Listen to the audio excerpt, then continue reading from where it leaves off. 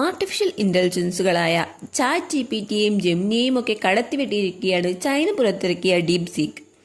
കഴിഞ്ഞ ആഴ്ച ചൈന പുറത്തിറക്കിയ ഈ AI ചാറ്റ്ബോട്ട് ഇതിനോടകം തന്നെ ടെക് ലോകത്ത് ചർച്ചയായി കഴിഞ്ഞിരിക്കുന്നു. നവ ചൈനീസ് ആപ്പിന്റെ വരവ് ലോകമെമ്പാടുമുള്ള ടെക് ഭീമന്മാർക്ക് വലിയൊരു വെല്ലുവിളിയായിരിക്കുകയാണ്.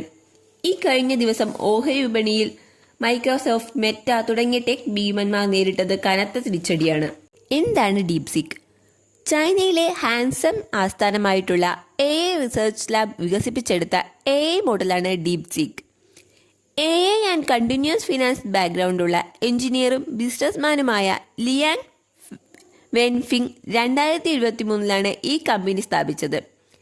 ഡീപ്സീക്കിന് മുമ്പ് സാമ്പത്തിക ലാഭങ്ങൾ അനാലിസിസ് ചെയ്യുന്നതിനായി AI ഉപയോഗിക്കുന്ന ഒരു ഹെഡ്ജ് ഫണ്ട് ആയിരുന്നു ലിയാങ് ആദ്യം സ്ഥാപിച്ചത്. ഇപ്പോൾ യങ്സ്റ്റേഴ്സിനെ ഉൾപ്പെടുത്തിയാണ് ലിയാങ് തന്റെ പുതിയ സംരംഭത്തിന് തുടക്കം കുറിച്ചിരിക്കുന്നത്. $6 മില്യൺ ഈ പുതിയ ചാറ്റ്ബോട്ട് വികസിപ്പിച്ചത് എന്നാണ് കമ്പനി അവകാശപ്പെടുന്നത്.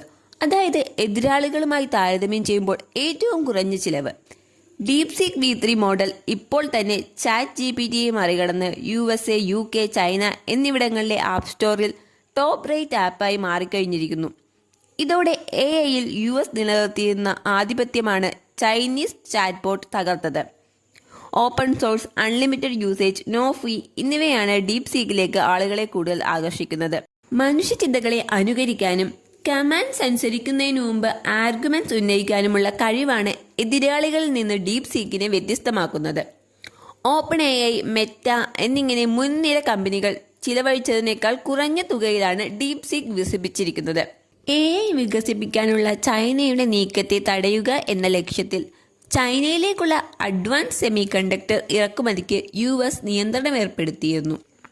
അതിനിടയിലാണ് ഇപ്പോൾ USനെ പിടിച്ചുകുലുക്കി ഡീപ്സീക്ക് വലിയ സ്വീകാര്യത നേടിയിരിക്കുന്നത്.